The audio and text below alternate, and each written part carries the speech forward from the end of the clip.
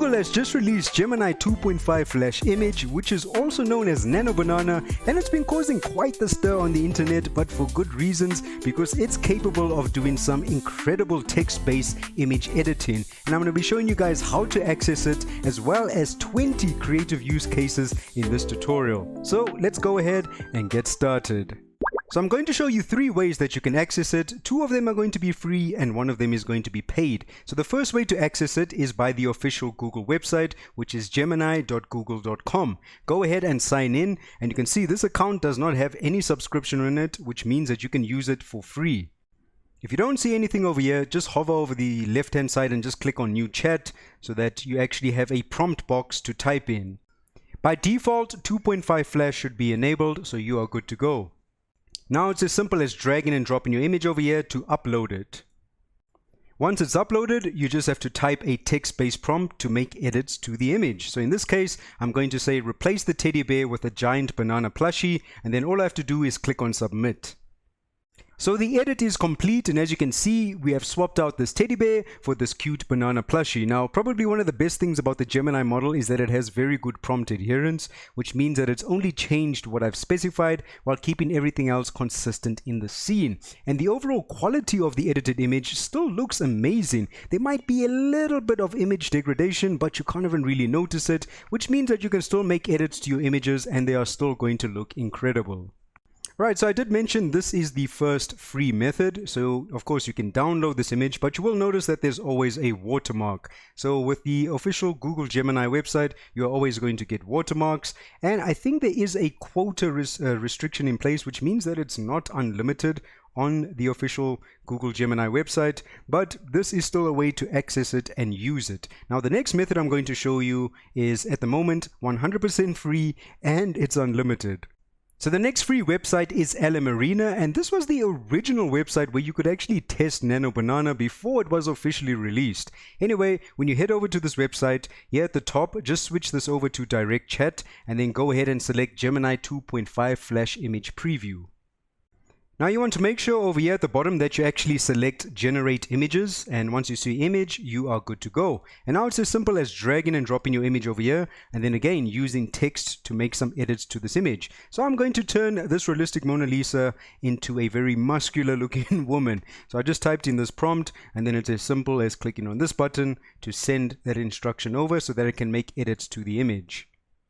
And there we go, it didn't take that long and I've got my image that has been edited, and it does such a good job. You can see with my prompt, her facial expression changed, her pose changed, as well as her physique, and it just does such a good job with editing images. Now with LMARENA, there is no limit in place. I don't know how long that's going to last for. You can literally just go ahead and download this image, and the best part about LMARENA, besides it being unlimited right now, is that there's no watermark. So this could be a fantastic place for you guys to really go ahead and give this a try. But yeah, now you can edit your images on LMARENA, save them, and have some fun. And now the last option is paid, and you're probably wondering, like, why mention a paid service when I can use it for free? Well, we don't know if this is going to remain free and unlimited forever on LMARENA. I actually highly doubt that, or maybe we'll just be lucky and it will remain free. Remember, you can use it for free on Gemini, but there is a daily quota. But if you want to go the paid route and you want to use Nano Banana 100% unlimited, you can do that, but there is some features on Freepik that you can use that you actually can't do on the other 2 services, and you'll see over here that's the ability to choose aspect ratios. You can't choose an aspect ratio on LMARENA or on Gemini, so that's just another plus. You can also choose how many images you want to output at once, so that's going to be the major plus with going the paid route, and I would recommend going for the Premium Plus plan because that gives you unlimited image generation. Anyway, you can use Freepik. You can see it as simple as uploading your image, selecting the Google Nano Banana model over here, and I used that same image from earlier and I just typed in make her wear a yellow puffer jacket and black sunglasses. And again, the Nano Banana model does such a good job with the overall preservation and following my prompt. So that's going to be the basics of using Nano Banana. You know how to use it, you know which websites to access it on, but now I'm going to give you a lot more value in this tutorial, and I'm going to show you 20 creative use cases. Are you ready to see some creative use cases? Let's go. You can generate visual effects directly into your images, and the reason why this is useful is maybe you've got a sequence where you want a vehicle to be on fire, but you want that image to already contain the element of fire before you decide to do image to video. So you can set anything on fire, you can set an entire environment on fire or a specific item or object. Maybe it can be a vehicle, or maybe there's a car chase and you want a massive black cloud to be in the distance, and you can obviously alter the environment as well. Maybe you can add in additional elements like mountains, or you want a scene to be flooded and overgrown. It's still going to keep a lot of the elements consistent, but it allows you to add those VFX elements directly into images, which is very useful. You can do precise object replacement, so I swapped out this teddy bear for a giant banana plushie, and it even went ahead and applied the compression being applied onto the banana plushie from her fingers. And yeah, it does such a good job. Then of course you can bring that image to life using image to video with Kling or with whatever service you enjoy using. And here's another example. So I don't know how you guys enjoy your red burgers, but I like my red burgers without pickles. So I swapped the pickles for slices of bananas. So if you want to do precise object replacement, it does a very good job, and I highly recommend trying this.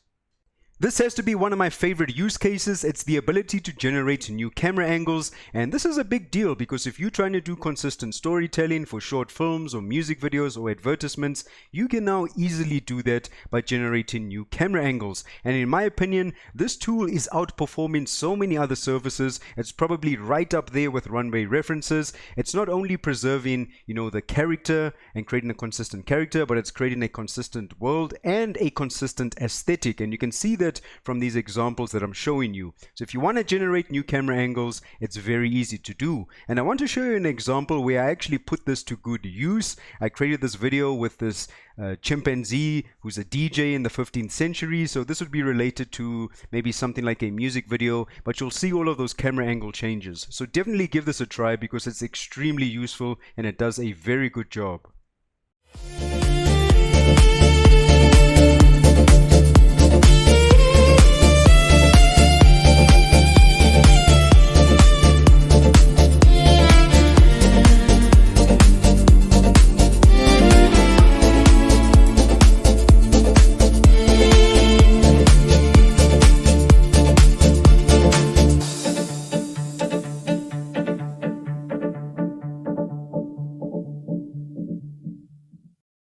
You can add multiple people into a single image, and the way that it handles that integration, it does it very good. You can see over here how it's handled the lighting and even the overall interaction between these two people. But there is a limitation. I've noticed that whenever you upload 2 reference images, this is when you'll always get the best results. If you try and do 3, you can still get some good results, but as soon as you start moving to 4 or more people, the AI just gets confused. It starts putting the wrong outfits on the wrong individuals, or it won't even insert the correct person into that image. So if you want to utilize this feature correctly, I would say keep it to a minimum of 2 and 3 at the most. So I just mentioned that, yes, you should stick to a minimum of 2, maximum of 3. However, I was experimenting some more, and you can do 5 people in an image with good accuracy. You might have to re-roll it a couple of times, but this is a method I discovered. If you create a single document, let's say 16 by 9, and you take each image of that person and you place them on the single document or the single image, and you label each person so each person has a name, the AI tends to understand a single collage a lot better than individual photos. And just from my own testing, you can see with this example, I got a much better end result when I uploaded a single image that had all of the characters on one image instead of, uploading it individually. I don't know how it works in the back end, but the AI just understands the collage a lot better. So if you want to try and generate more people into your scene, then definitely try this collage method. You can use Photoshop or Canva or any other tool that allows you to create these collages. You can do product placement for advertisements, and what really impressed me is the fact that the products that get integrated into the new image, they look very accurate to the original image that you've supplied. So if you've taken a photograph of a real world product, or maybe you've generated, a fictional product, you can create these advertisements. I tried one with this banana mist where I've got a model holding the product in her hands, and another one with a Nike sneaker and this Roman marble statue. You can even prompt to have some text that's also present on the advertisement. And you can supply an image of someone or something, and you can have that person also holding the product, which is what I tried with this Bonanza energy drink. And if you want to take your advertisement one step further, you can use Google VO3. I'm using it on Flow, and if I switch to frames to video and actually upload an image, I typed in the following prompt to actually bring that image to life so that there's, some dialogue that's been spoken by this chimpanzee that's advertising the Bonanza energy drink. So you can take it to a whole new level, and this is what the end result looks like. Introducing Bonanza's brand new banana flavored energy drink. Peel the power.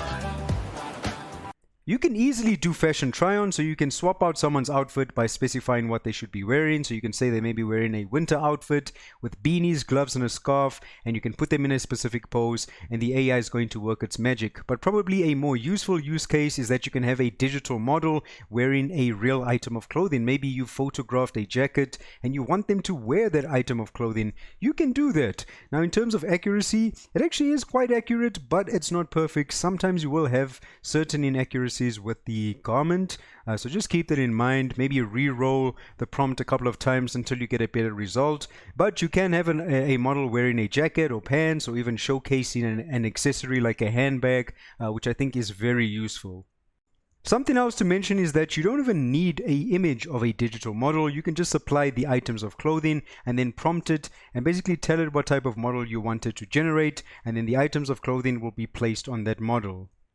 And if you're wondering how I created this effect where the garments just magically change like this, which I think looks really cool, I'm using Kling 2.1 again, and I'm using their start and end frame feature. So once you create a garment change with Nano Banana, you just upload one image as the start frame, the other image as the end frame, and then this is the prompt I type in. So I say a woman's outfit rapidly changes, and in this case I want some elements. So I want the element of fire, sparks, and smoke, and it gives me this awesome end result that you see over here. And I put it on 5 seconds and I clicked on generate, and then you can do all sorts of stuff, right? You can have them, an outfit change from a puff of smoke. So you can see over here I said changes from a puff of black smoke, and it does that effect. So that's just a cool way to transition between different outfit changes.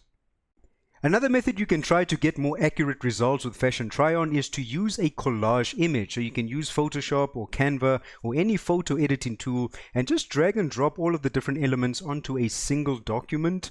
And you don't even need to label the elements, right? You can just use a detailed prompt to give it some further context. But like this, you can even have up to 9 different fashion items that are going to be merged into one image. So definitely try the collage method. It works very well for fashion try-on as well. So this basically functions as outpainting, and all you have to do is type in 2 words, which is zoom out. Now keep in mind, whenever you upload your image, it is going to zoom out to reveal more of the image, but it's going to still remain in the original aspect ratio that you had uploaded, unless you're using another service, maybe like Freepik, where you can actually select a different aspect ratio. Anyway, as you can see, it's going to zoom out from the image while keeping everything else consistent, and it still understands the entire context of the image so that it understands how to reveal more of it. I think it's very useful. You can do colorization and restoration. So if you have some old photographs, you can essentially give them some brand new life. Now, it's not as simple as just type in restore and colorize. I would recommend giving it some more context. So you can specify what the color of the clothing should be, the color of any other elements. It just gives you a little bit more control over the colorization process. And then you can take it one step further and use any image to video model of your choice. I used C-Dance Pro, and I essentially just typed in the man is holding a giant banana and laughing, and now I've essentially brought that old photograph to life. So it's a pretty fun use case to experiment with. You can easily change facial expressions, so you just need to upload an image and then you can type in what you want to change that expression to. So they can be smiling, they can be happy, they can be crying, and it does a very good job. Now I tried something over here with the prompting where I said create a 4-panel image so that I can see a different expression in each individual panel, and it generates a really cool looking image. And comparing this directly against Quen, I think that the result on the left hand side obviously looks a lot more natural. The expressions are not over exaggerated compared to Quen. But if you want to change facial expressions, it's very easy to do. You can also change facial expressions on animals. So I tried it with a Jack Russell and I just said the Jack Russell is smiling, and well, it made the Jack Russell smile. So just like how you change facial expressions, you can also change the pose of your character. So it's just as simple as type in what type of pose you want them to be in and let the AI work its magic. If you've ever wanted to become a digital barber, you can easily change someone's hairstyle. It's as simple as mentioning the type of hairstyle you want and even the color of the hair, and it does such a good job with keeping everything else intact. But you can take it one step further and create an awesome video like this where the hairstyles rapidly change. And let me show you how I did that.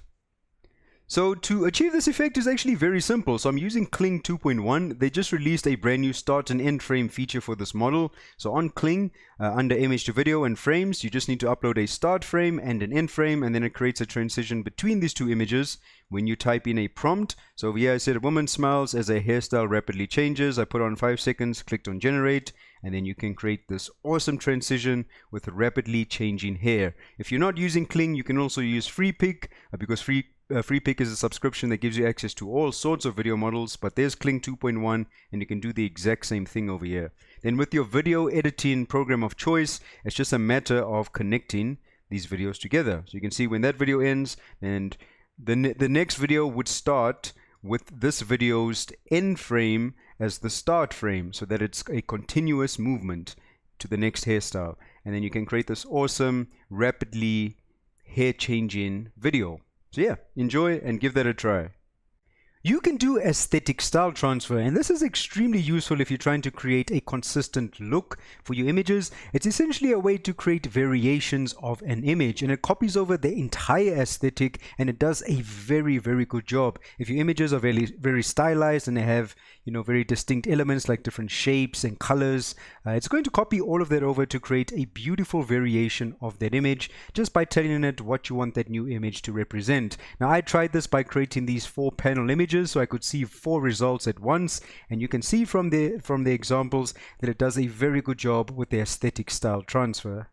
You can edit text that is already present on an image, and I tried this with the storefront. So I changed the text Bonanza to Yellow Banana, and what really impressed me is that it's not just copying over the font, but the other elements that are also present, like the orange stroke that's present on that font as well. And of course, it's not changing anything else within the image. This means that you can also generate text directly onto an image, but you can have some of that text obstructed by parts of the image and have other text in front of the image as well. So there's all sorts of things that you can do regarding changing text or adding text onto an image. I will be honest, however, when it comes to typography, I personally still like to type out my own typography in Photoshop and position it. But if you guys just want to edit text quickly, you can definitely do it.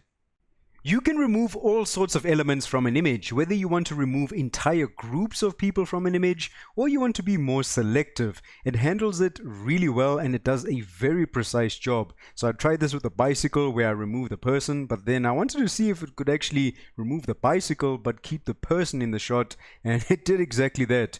Here's another image with this banana being surrounded by all of these firearms, which is obviously reminiscent of John Wick. And yes, it did a very good job. It removed all of the people in the scene and gave me an image just with the banana. So yes, if you want to try this, you can remove elements from an image. You can do character replacement. Now with this first example, I would consider this partial replacement because you still have the original character's outfit within the scene, which I think is awesome. So you can even narrow it down just to replacing the character but retaining the outfit. So of course we've got the Mona Lisa that's been replaced with a chimpanzee. But you can also do entire character replacement just by stating it in the prompt, and it does a very good job. There is however a limitation. I tried to supply an image of someone that I wanted to replace them with, and the AI just does not understand how to do that replacement, and I could not get that to work whenever I was trying this. But if you guys are just stating within your prompt what you want to replace that person with, it's going to work every single time, and it's going to do a very good job by replacing your character. You can generate YouTube thumbnails, and you can see from the base image that I'm using something that's quite simple. It doesn't have any other design elements behind it because I want to just use the character in this image and then use prompting to generate all of the additional design elements. So I'm telling it to right align my character and generate all of these illustrative elements. There's also legible text that is present on this thumbnail, and I think it's done a fantastic job. You could definitely use this as a YouTube thumbnail for a channel. For me personally, I still prefer typing out and doing all of my typography with Photoshop, but you can still generate legible text directly onto your YouTube thumbnail. So give this a try.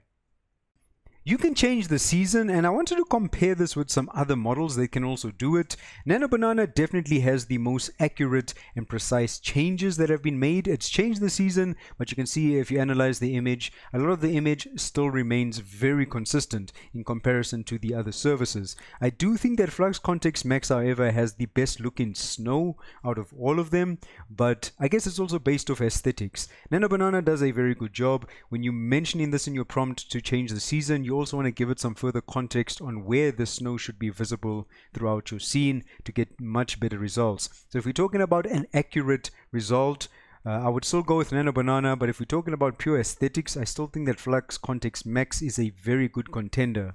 Anyway, you can still change the seasons in your images. You can create various types of mockups. So let's say you've got a design, and what you can try over here, maybe you can see your design being worn on a t-shirt by someone, or maybe it's a poster that's being held by someone as well, or maybe it's packaging on a mug and you want to see the packaging on a shelf in a store, or maybe it's in a frame that's supposed to be placed in a living room, or maybe it's supposed to be a tattoo on someone's arm. You can create all different types of mockups, and in terms of accuracy with transferring that design into these different scenarios, it handles it very well. Something else to remember is that this isn't just a tool for editing images, you can also generate images with it. After all, it is Gemini 2.0 Flash image, and it adheres to prompts exceptionally well. You can throw an extremely long and detailed prompt at Gemini 2.0 Flash, and it's going to adhere to every single thing that you mention within your prompt. Now, if we are talking about pure aesthetics and just beautiful imagery, I'm still going to choose Midjourney over this model, or even Dream, but I will say that it does perform very well. If you want very good prompt adherence with the images that you generate, then this is going to be a fantastic model for you. So I'm all about honesty, and I do think there is some limitations. I still think that Flux Context has the best style transfer, and I'm talking about like if you want an image in the style of a sketch drawing or in the style of claymation, Flux Context still looks better in my opinion. I don't know what it is with the Nano Banana, but they definitely need to improve that. Relighting is a little bit lackluster, especially if you're trying to integrate a person into an image, into another image. I feel like the relighting integration is not that great, but if you want to integrate that person into another, scene, it's better to just prompt them into that scene instead. If you try and supply an image, I just don't think the relighting looks that good. Another limitation is that sometimes it's going to generate an image not in the correct aspect ratio, and I've seen that happen on Freepik, but even sometimes on the Gemini website, you might get some white borders, or it just won't generate it at the correct aspect ratio. It's quite rare, but I have seen it happen, but I'm sure they'll be able to, iron out all of these issues at some point. It also can't generate transparent backgrounds for some strange reason. This looks like it has a transparent background. Trust me, it's not. It's literally just an image. If you save this, like you can see in Photoshop, this is not transparent, right? I can't place this behind the car. If you guys wanted to generate transparent backgrounds, just use GPT-4o instead. Alright, so that's going to be the end of this tutorial. Now you can see how incredibly powerful Gemini 2.5 Flash image is. I just prefer to call it Nano Banana, but it allows you to do so many different things. I've showed you 20 creative use cases. Of course, it's incredibly powerful. It does have some limitations where maybe, another service might handle a task a bit better. But overall, when it comes to like editing images, I think it does a very, very good job. So go out there, have some fun. I've showed you how to use it. I've given you the creative use cases, and go wild. Anyway, you guys are awesome, so stay tuned for some more videos and tutorials, and goodbye.